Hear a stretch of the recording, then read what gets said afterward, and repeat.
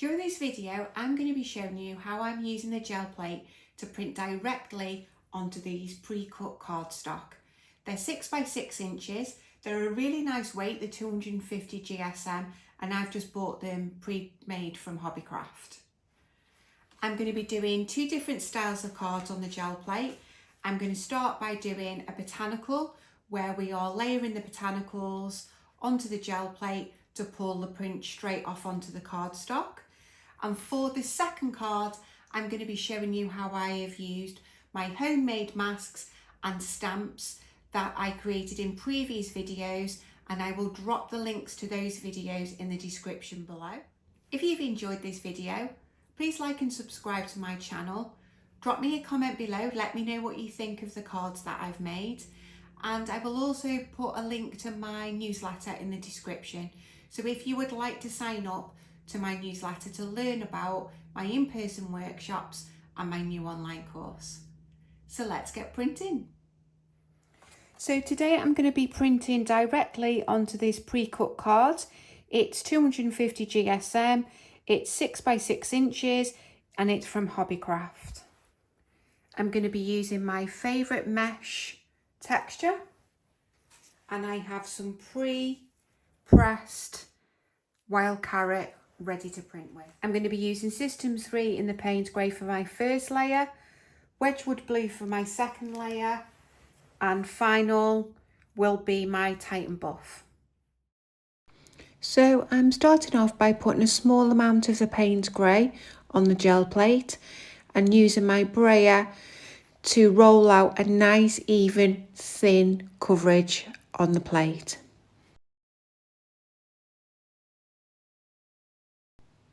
I'm now placing down my pressed wild carrot.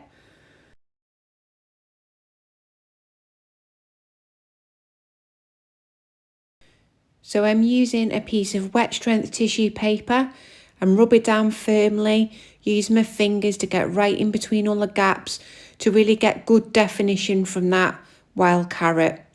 And then you'll see as I pull the wet strength tissue paper back, I've got that beautiful silhouette that I'll use in a mixed media project at some point.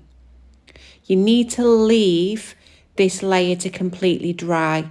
So I'm pulling back those wild carrot and then leaving that to dry. I'm now applying a really thin layer of the Titan Buff at the top of the plate and then using the Wedgwood Blue at the bottom just to get a little bit of variation in the colour. I quite like the way the two colours blend together. You get more of a greeny colour from them.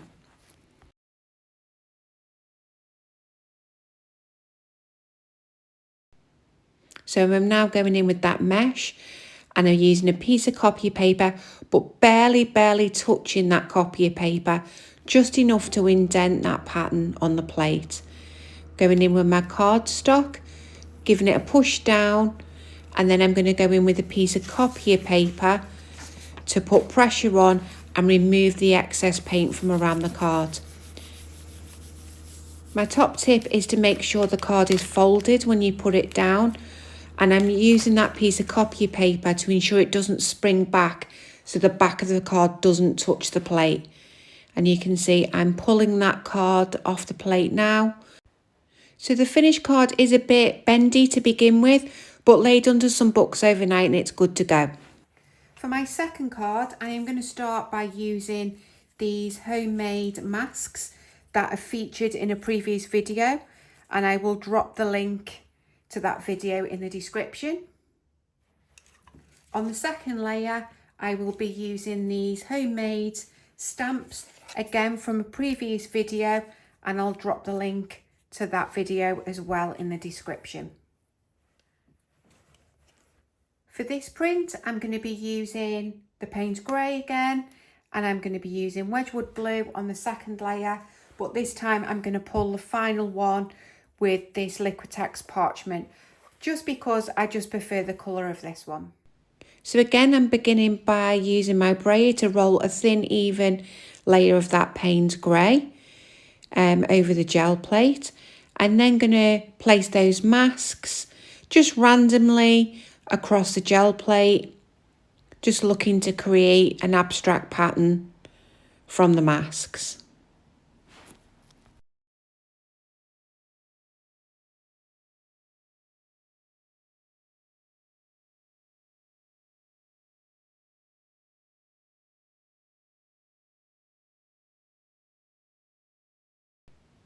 I'm using a piece of copier paper, giving it a good rub, again to remove the negative space from around those masks, and then peeling back those masks to reveal my design.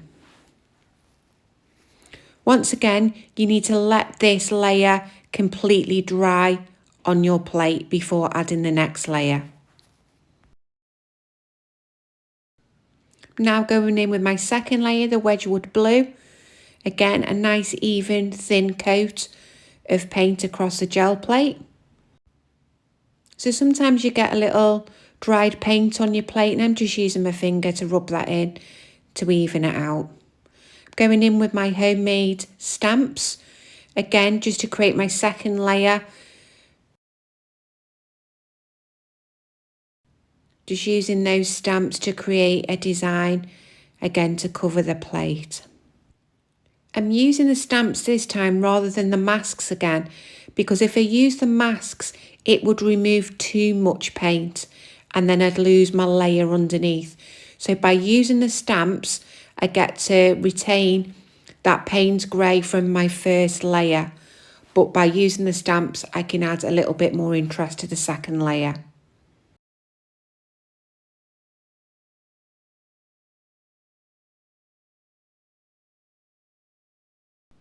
And again, you need to let this layer completely dry before going in with my final colour, which is the Titan Buff. A nice even thin layer again. But while this paint is still wet, I'm then going to lay down my cardstock to pull my final card. So you can see I'm going in with my cardstock, pressing it down, but then using a piece of copier paper to remove the excess paint. I use copier paper a lot in this process because the trickiest part is keeping the other side of that card nice and clean.